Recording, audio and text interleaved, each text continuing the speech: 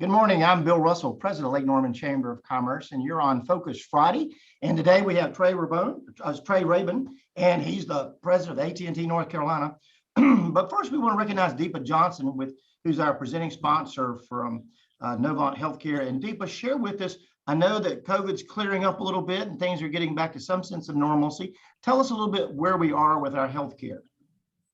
Yeah, of course. Good morning, everybody. So our COVID numbers have actually decreased significantly, and we're seeing that across all of our markets. Hospital census are relatively back to normal, which is a really good thing. Our ED is still busy, just because I think there was a lot of people have put on maintenance, and so now they're coming into the ED, but it's really not due to the COVID surge anymore. But in more positive news, our pediatric ED is actually going to be open mid-June. So that is, we will be holding a ribbon cutting ceremony for that opening, and our OR7 will also be complete mid-June. So we've got a lot of things coming on down the pipeline, and you're just very excited to get back to normal. Well, we're excited for that too, and thank you. And Novant for being the presenting sponsor of this program. We're excited to have that partnership. Trey, we are really excited to hear from you today, and we have a long partnership with AT&T. And as a matter of fact, one of my past chairs is Todd Lanham, and I think I saw Todd actually jump onto the line. But we work very closely with AT&T, Carlos Sanchez down in the Charlotte office, now Kathleen Evans. So a long partnership with AT&T, but tell us a little bit about yourself and your role with AT&T. Thank you, Bill, and good morning to everybody online. I've already heard from several friends this morning who are on here, and just excited to join you guys. So my name's Trey Rabon, as you said. I'm the state president for AT&T in North Carolina. I'm responsible, from the standpoint of our 4,300 employees, leading our public policy initiatives, our philanthropic efforts, our community engagement, and then supporting our network operations build out and our sales organizations. And so we're in an exciting time in our industry coming out of COVID. COVID presented some very unique challenges for all of us. I recall back in 2020, March 2020, it's right about this time. We got a call, saying we need to go home. We're gonna send all of our employees home and figure out how do we serve our customers while keeping our employees safe. And so in the world in which we operate, our customers depend on us, whether it's our healthcare customers, fantastic partners like Novant, whether it's banking customers, whether it's first responders. We can't afford to take a day off because they are the tip of the spear.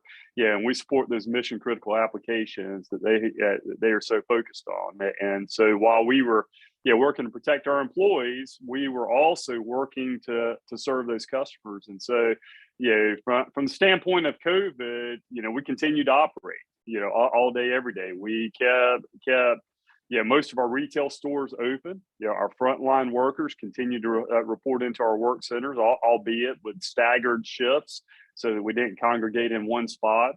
People like me, essentially became flex employees in terms of when we were in the office and when we worked from home. But we continued to operate each and every day, and it was critical for us during the pandemic. We saw a spike unlike anything that we could have anticipated in internet traffic.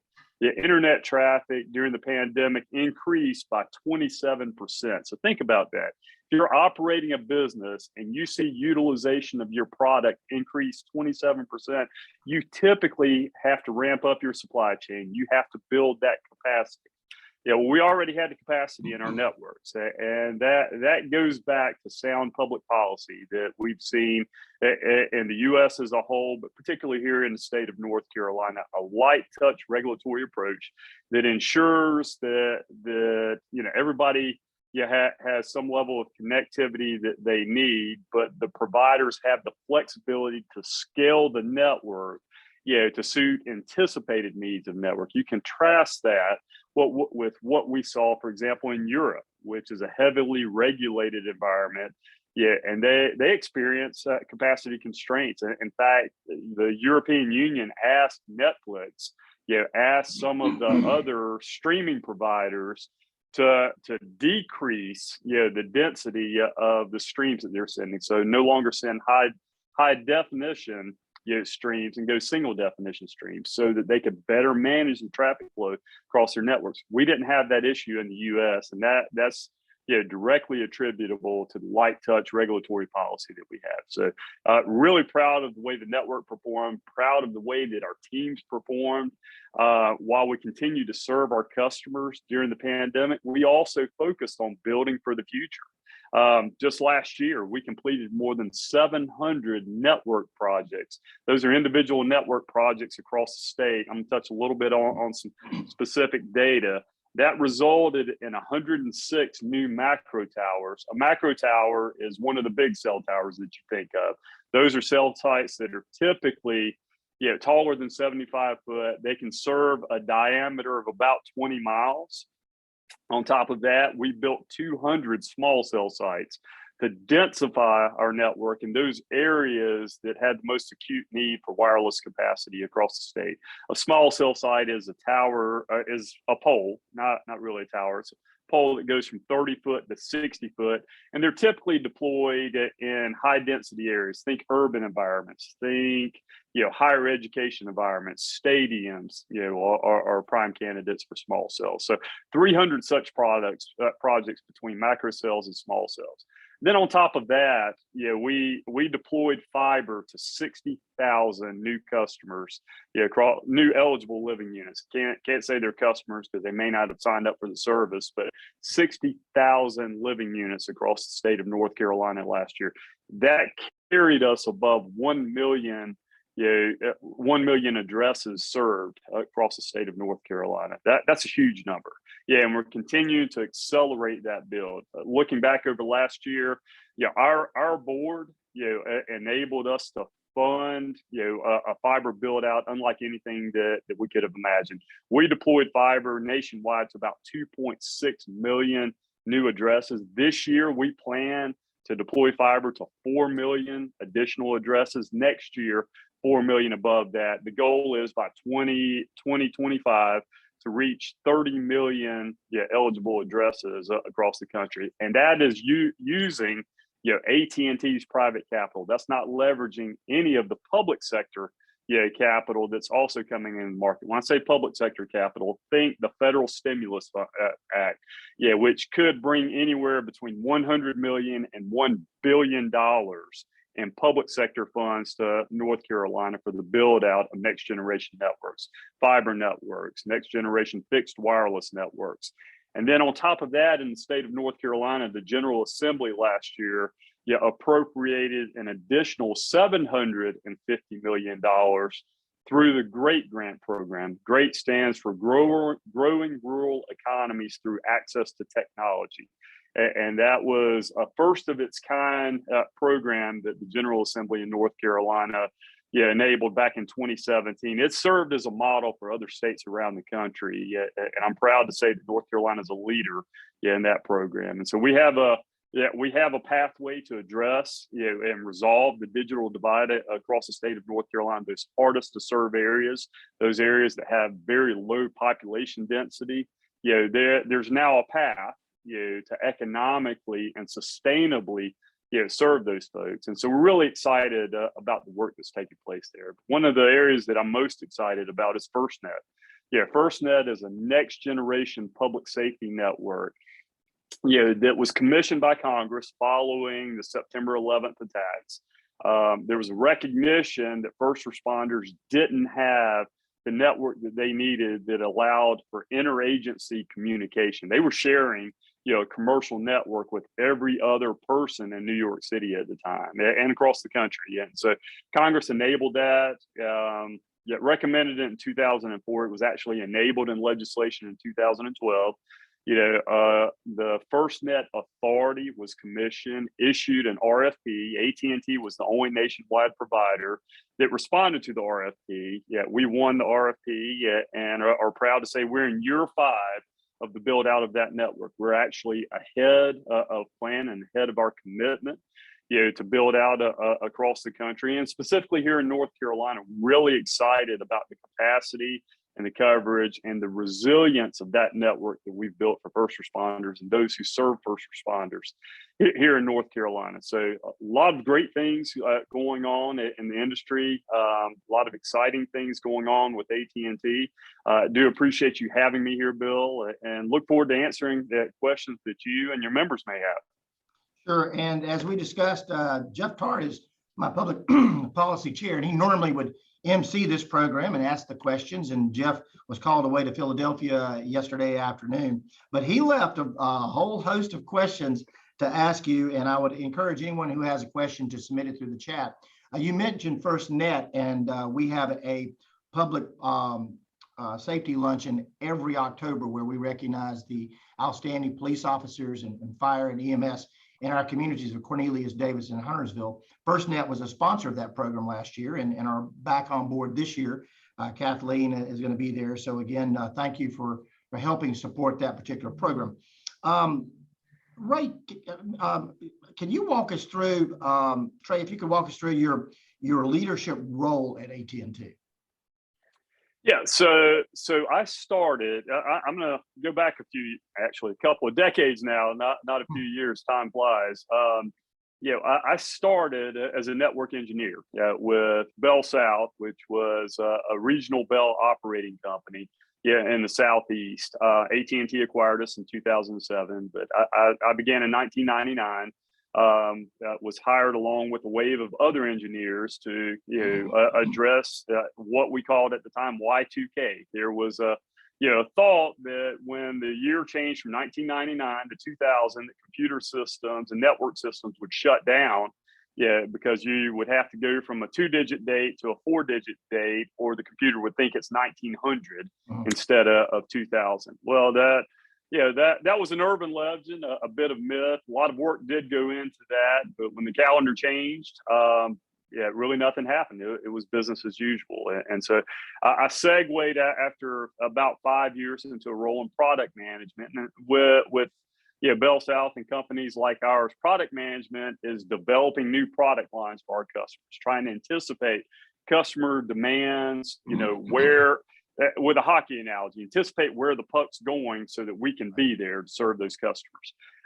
So I did that until 2008, and I was called by the state president of Tennessee at the time, who said, "Hey, would you be interested in joining our team as an external affairs director?" Listened to the opportunity, was excited about it. That's what Kathleen Evans does for us in Charlotte. And you mentioned Todd, when Todd was with us, he did a fantastic job of leading our external affairs here as well. So I did that job in Tennessee until 2013. And Vanessa Harrison, who was a state president in North Carolina at the time, called out of the blue and said, "Would you be interested, in coming to be a lobbyist for us?" So I moved to North Carolina and took over leading governmental affairs for AT&T. So it was an exciting time. A lot of work was being done in this space around public policy, and so it was a time of change for our industry, and it was a time of opportunity for many. So that we could move from the old copper-based networks, think your landline telephone, to fiber optic networks, next generation wireless networks. So, in 2019, I was appointed state president here. And so, I was blessed to have an opportunity to lead one of the best teams in the country. And North Carolina, it has always been a leader in terms of our vision for our economy and in terms of economic development. And so, jumped right in and, joined a much broader community. Really got engaged in a number of very visible economic development projects that, have since been announced. And, it's really, really neat to see those things bake and develop, and then, get presented to the public at large. And knowing that you had a very small part behind the scenes in some of those things is, just fantastic. So as I stepped into, this role, one of the things that I had to contemplate is, what is my leadership style? What is my vision for the state of North Carolina? Because no two leaders, are alike. And so I was following a fantastic leader who herself was following a fantastic leader in St. Marshall. And so I view myself as a product of the various leadership styles that I've worked under, and said, while I'm not as outgoing perhaps as they are, I take a more cerebral approach to that, to leadership and the way that I run my business. I saw an opportunity, to continue to cultivate a best-in-class culture. And for me, culture is everything. At the end of the day, if you have the right culture, and if you're a leader for whatever reason, has to step back, the team's going to continue to perform at a high level, because they're focused on those priorities that mean the most to the organization, and are focused on execution, of whatever task they may have, whether it's one of our communications technicians, whether it's one of our wire technicians, whether it's one of our VPs of sales. If everyone's doing their job and everyone's focused on execution, then you're going to sustain performance at a very high level. And so for me, culture was and is very important. And so we continue to focus on building and calibrating and honing that culture within AT&T. Trey, you mentioned Todd Lanham, and Todd, before he became board chair of the Chamber of Commerce in 2008, was our public policy chair. And he was the one that originated the Focus Fridays. We've been doing this, I think, since 2006, but it was his idea once a month to come up with a program where we discussed a community or legislative issue. And that was Todd Lanham's idea. We've been doing it ever since. But while we're on that subject, share with us maybe the toughest either business or political situation or decision you've had to make at AT&T. That one's easy. House Bill 2. And HB2 was such a divisive issue, and listening to both sides of that, you can appreciate the perspectives that everyone had. But as a business leader and as a community leader, I was acutely focused on what does this mean to us economically? What is happening to the brand of North Carolina? And so at the time, worked very closely with some members of Governor McCrory's administration and, of course, legislative leadership, to vocalize some of the challenges that we saw as a business and that we were seeing within the business community, while still respecting some of the social perceptions that were there, and some of those beliefs that are held very near and dear. For some people, it was a very tough issue because it divided the business community somewhat. It divided people along social boundaries, and it created a significant, black eye for the brand of North Carolina. So that without a doubt was the most challenging issue, and I was excited. To be a part of the conversation for what ultimately became a compromise, that repealed HB2 and gave local governments the authority, to determine what's in the best interest of their individual communities. So hopefully we don't have many more issues like that. Some of the neater things that I've worked on, you heard me refer to the GREAT grant program. Early on, we engaged legislative leadership with that concept, and had an opportunity, to work on that, for about a year, before, it was passed into law, and honing it and making sure that it fit the needs of North Carolina and the citizens of North Carolina. And still allowed providers to invest at a very high level in the state. So that, the most challenging one was HB2. Probably the most gratifying policy that I've worked on is a great grant program because of the impact that's likely to make on citizens of North Carolina for years to come. Speaking with challenges, what are the challenges to 5G? So from the standpoint of 5G, first and foremost, it's spectrum. So spectrum are the wireless airwaves that are utilized by any number of devices. They can be used by radar, AM/FM radio uses spectrum, and the old world of TV, VHF and UHF uses spectrum. In terms of wireless, there's not enough spectrum to do everything that we want to do in this country, and so we're working with Congress, we're working with the FCC, to identify opportunities to release more spectrum.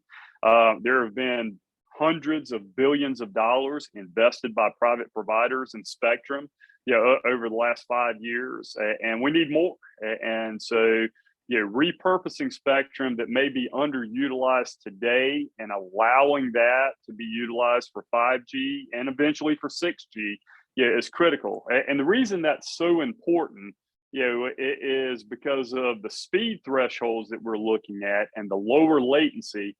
Latency is the delay between a message when a message is sent and when it's received. And where that's really important is with the Internet of Things technology. So think about smart cars.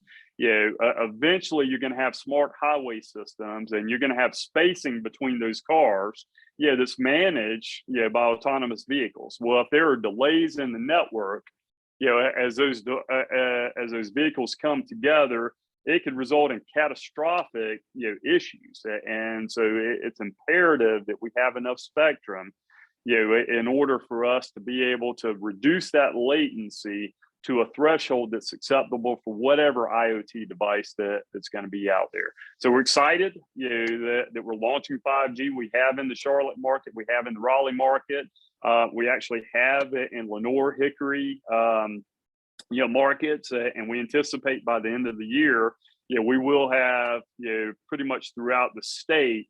But we have to densify that network. We've got to make sure that the cell sizes are small enough, the spectrum capacity is dense enough, if you will, so that you can get 100 megabyte per second up to gigabit speeds across that network with very, very low latency, so that those devices that are relying on that network, for intelligence and for operating capabilities are able to live up to their full potential. So really excited about it there. Trey, you just touched on this. What replaces 5G? You said 6G, but what replaces 5G, and when will we see that? So today, we are heavily focused on 5G. The ecosystem is being built around 5G. We anticipate the normal life cycle of an ecosystem is about 8 years.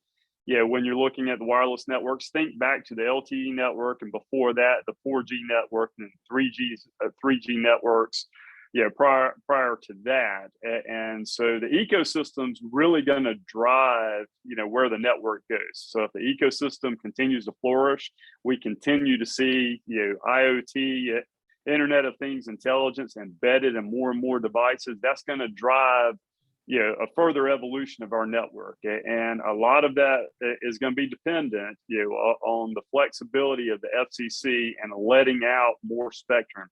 The networks can only be as robust and as fast as the underlying highway in which they operate. And for a wireless network, that spectrum. All of the providers, and AT&T is one of them, are refarming some of the existing spectrum. So AT&T announced 3 years ago that we were going to shut down our 3G network and transition that spectrum to 5G. So we're in the process of that. We've got about 99.7% of the devices that were on the 3G network have been migrated to a next generation network, and we're able to repurpose that spectrum. Our peers in the wireless space are also doing the same thing. So there's a lot of innovation that's going on behind the scenes. We're excited about the future.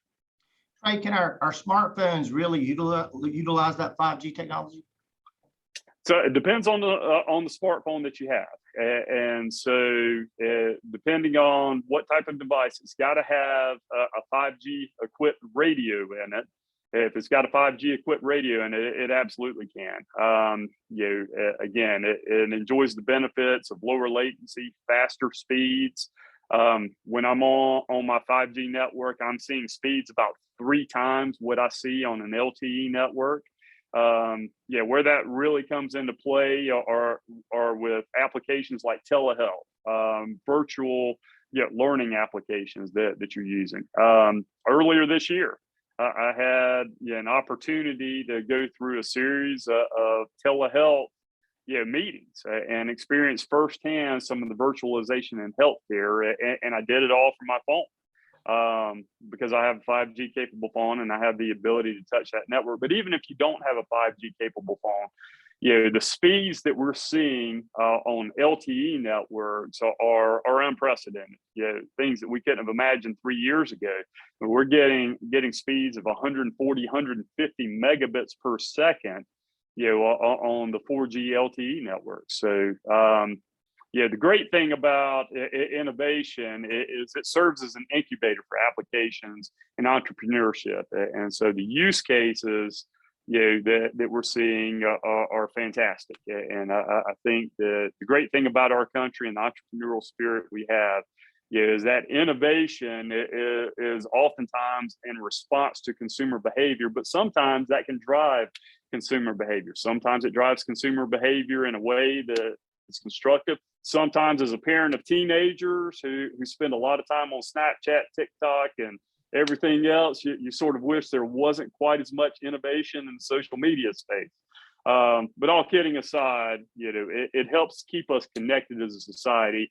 And you can just look overseas at what's going on in Eastern Europe and the dependence that the Ukrainians have on their wireless networks right now. And to get the message of what's going on in their country out. And then if you look over at Russia, some of the challenges that the Russians are seeing because of a lack of access to information because their networks have been shut down by the government. And that's why I'm so proud to live in the country that we live in that has a light touch and allows the citizens at large to choose how they use their networks, how they use those devices and applications. Trey, can you speak to data privacy? Yeah, data privacy is a critical issue of our day, and AT&T has been out and calling for Congress, to act on a consumer bill of rights so that consumers, have data protection. They know exactly what's happening with their data at any given time, and nothing, happens to the data that they haven't authorized at some point. Transparency. Understanding what the processes are, understanding how data is utilized, is critical. Accessibility. Consumers should have access to their data. In addition to knowing where it's going, if a consumer wants to pull their data and see how the data is being used, they should be able to do that. And if they want to delete their data, they should be able to delete, whatever data that they have in the social media space or the internet ecosystems available. And then accountability. Holders of consumer data need to be accountable for how they're using that data. There's a movement in the states to create individual state frameworks around data privacy. That really doesn't work because the internet's not bound by state boundaries. The internet in North Carolina is the same as the internet in Montana or Florida, or wherever you go. And so it doesn't make sense for Montana to have one set of data protections. For Virginia, North Carolina, Florida have a different set of protections. It really needs a federal solution so that you have a common framework across the entire U.S. on how data privacy is going to work, and that consumer bill of rights it is not only the right thing to do for Congress, it's critical as we move forward and the ecosystem continues to grow. Hey, what's the next big thing for AT&T? So we're excited about fiber. and what that means for consumers across the state. As I said, we've passed now 1 million consumers or 1 million eligible living units for fiber. See a huge opportunity to grow that and to overlay some of the copper-based UVerse services, the legacy DSL services, replace those services with fiber optic services. We've already connected all of our cell sites with fiber. Fiber is a technology that can grow and it can scale as widely as we need it to. Case in point, about a month ago, AT&T launched a new product called HyperGig. And HyperGig is based upon a fiber infrastructure, and it will allow up to a 5 gigabit per second connection in your home. And so I've got fiber in my house, got it back in 2018, I guess. I can get a 1 gigabit connection. When my network is upgraded to HyperGig, I'll be able to get a 5 gigabit connection. And where that really helps is when you have multiple connected devices in your household. Today, the average family has about 13 connected devices. You think your TV for streaming, maybe your alarm system, computers, whatever, got an average of 13. Within the next 5 years, that's going to more than double to 32 devices. When you start getting connected thermostats, connected appliances, and all of those devices are competing, and they're using data across your network. And so those bigger pipes, the scalable pipes, really serve you well. When we were in COVID, at one point, my wife is at home, doing virtual meetings. Both my kids are at home doing virtual class. I'm at home, doing virtual meetings. And oh, by the way, my high school teenage son, while nobody's looking, is also, playing some video game when he should be paying attention to class. So we've got these high capacity streams all going at the same time. And having that 5 gig connection and a connection that can build beyond that is going to be critical, as we continue to utilize high bandwidth applications across the network. So we're incredibly excited about the work that's being done there and our role in helping lead that here in North Carolina. I know we have a number of elected officials on the line. What's the best way for a community to take advantage of federal programs which have been created to expand broadband? So having a plan first and foremost, and we have been having conversations with communities for the better part of the last year.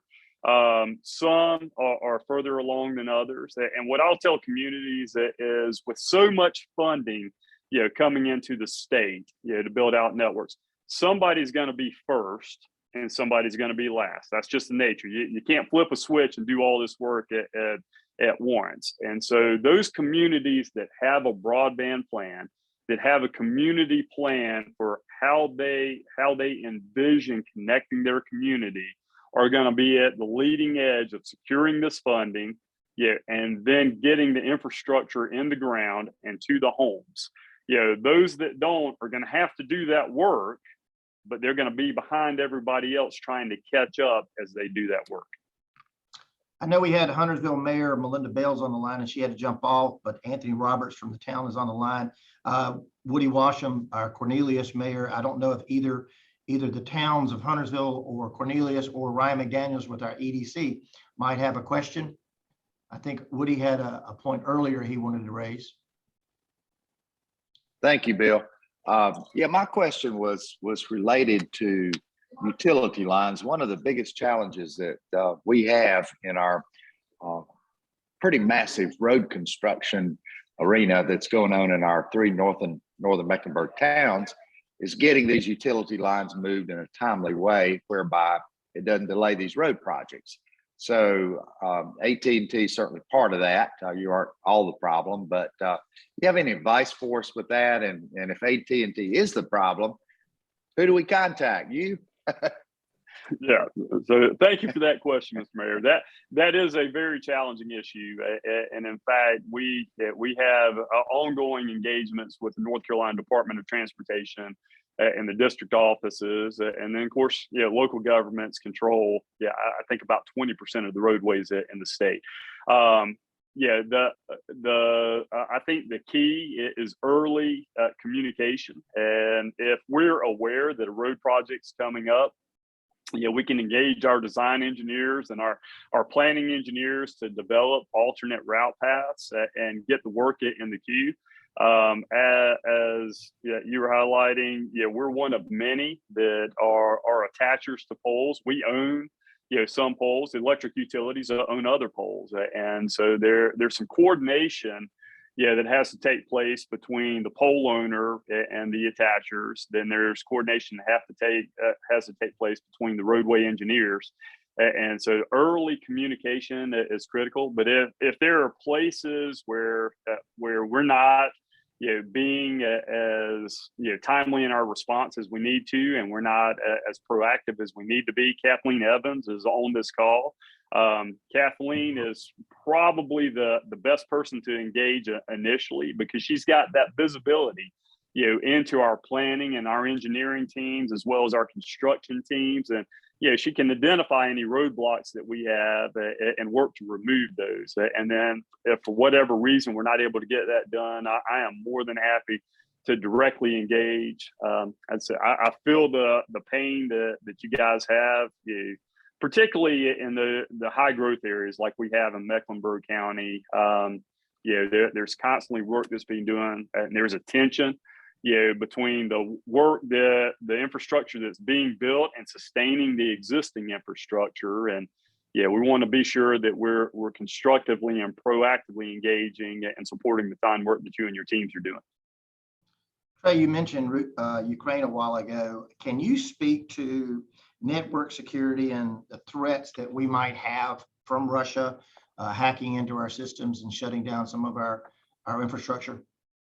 Yeah, Bill, that's a fantastic question, and that's an issue that's first and foremost.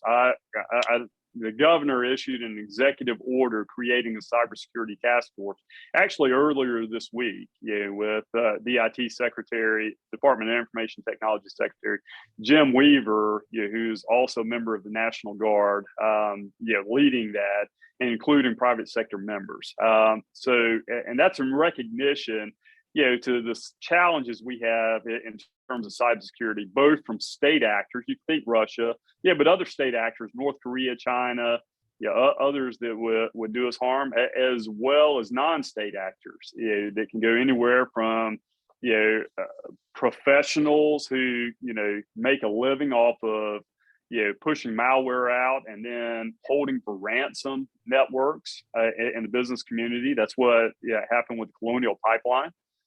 Most recently, and it's happened with a number of local governments, as well as young people who are just interested in creating a bit of mischief, for lack of a better term. And our networks are only as strong as the weakest link. Think about a chain, a tow chain that's pulling something. That chain is only as strong as that weakest link in the chain. If the weakest link's going to break, the chain becomes worthless. And so as you're looking at network security, oftentimes the weakest link, are the people, that are working on a network. It is the employee who innocuously opens up an email that looks like a Word doc, clicks on it, then introduces, a Trojan horse into the network. And that creates a backdoor into a network that any actor, state actor or private sector, can create malice through. And so cybersecurity is one of the most challenging fundamental issues that we have on networks today. And there's oftentimes questions that I get with AT&T. Well, why can't you use this fiber that we have to extend to this neighborhood, for whatever? And one of the key reasons that we can't, is because we operate a closed network. We don't open the network up.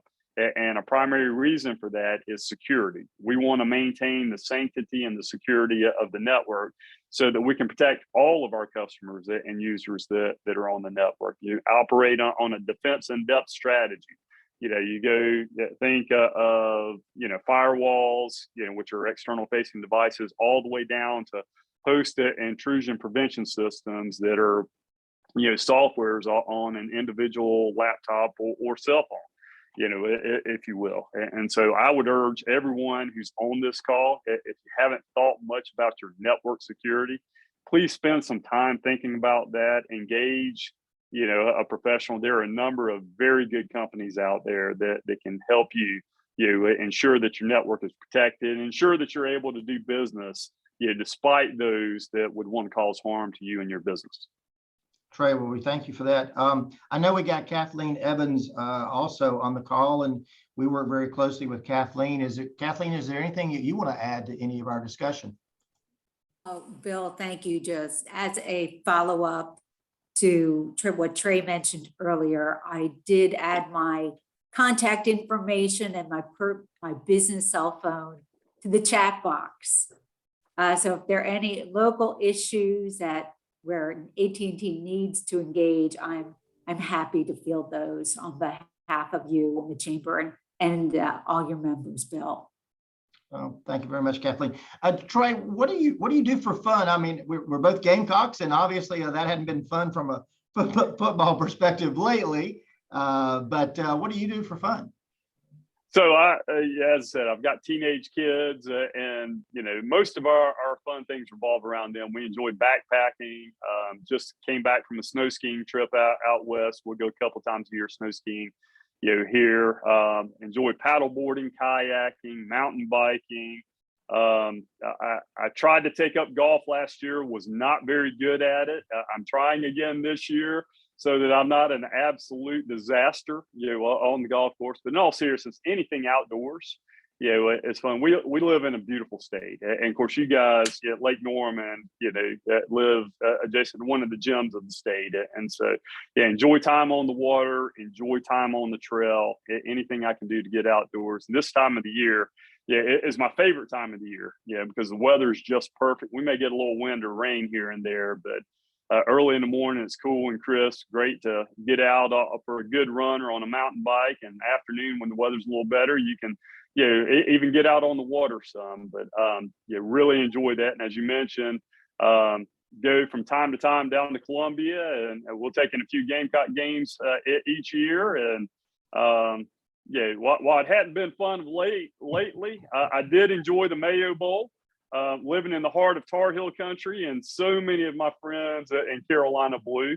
As I told them, repaid the favor of them, handing us a tough loss a few years ago, and so it's always fun to be a sports fan. We have blessed to live here. We have my board chair, David Keith, also on the line. David, any final thoughts? And I think David's still muted.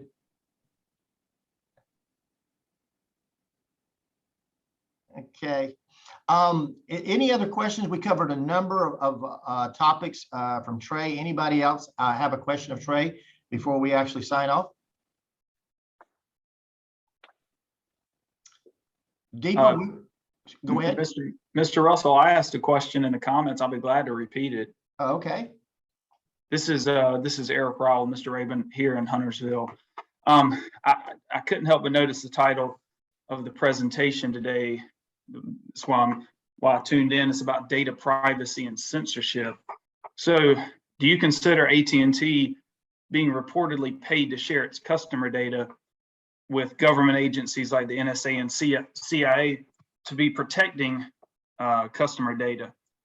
And do you have any concerns? Sorry about that. Do you have any concerns about the government agencies you're sharing this data with engaging in censorship of any citizens? Yeah.